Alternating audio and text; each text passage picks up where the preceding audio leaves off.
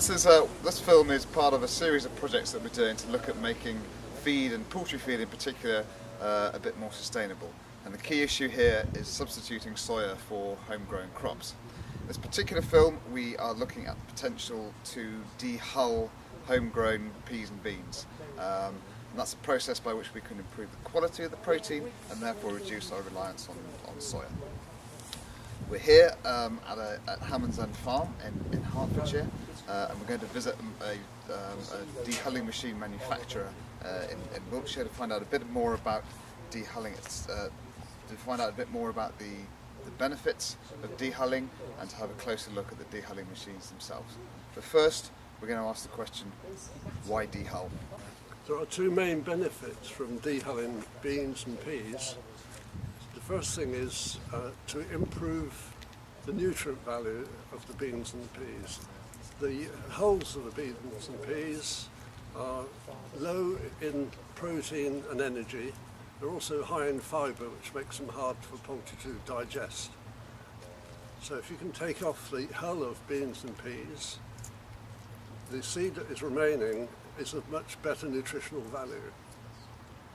The second advantage from taking the hull off beans and peas is the hulls contain anti-nutrients, and these aren't good for poultry, so poultry nutritionists will tend to limit the amount of peas and beans that they will put in their formulations.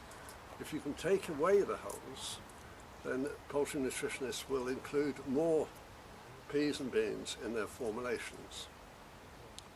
There is one disadvantage in that if you take the hulls off of beans or peas, then the yield of the crop that's remaining is decreased. So it's very important to find an alternative use for the hulls. Some of the ideas that have occurred to me is they could be used for poultry litter or for pet litter. Some may be suitable for feeding to ruminants, or they could go to, if the volume's sufficient, power stations will buy them. Welcome to Hammond's End Farm. Just a little bit of an introduction, I suppose, before we look at this dehulling machine. We're a relatively small organic arable farm, 270 acres here in Harpenden in Hertfordshire, on what you'd call, I suppose, medium heavy soil, so a little bit sticky underfoot at the moment. I think the best thing I can do is to say, well, follow me along here and we'll go and have a look at that dehuller. I can explain a little bit of how the whole system is integrated. We have an elevator here that takes the grain from a pit outside, and then it drops the grain straight into the hopper here of the dehuller, which is basically a series of tubes rotating at high speed that throw the grain against the edge of this. I bought the dehuller about 18 months ago now purely for the purpose of dehusking and dehulling spelt wheat, which is quite a major product for us. Today, of course, we've been going to try some beans and some peas. We'll see how we get on with those. The product, once it's dehulled, in other words the shell taken off it, comes down this cyclone system here, and husk, grain and everything is taken up the elevator here and goes through an aspirating system up there, which blows some of the light husk away into a trailer outside, and then by a series of pipes ends up in our grading cum cleaning machine here, and then the clean product is taken by another elevator and taken either into a trailer that loads out of the pipe down there, or taken into some silos next door. We have an inspection. We find that with the dehusking machine that you have to keep monitoring the sample that's coming out, and to do that we can check it here, and the speed of the dehuller, and that is the key factor of how a dehulling machine works. We can vary that speed infinitely by turning this knob here.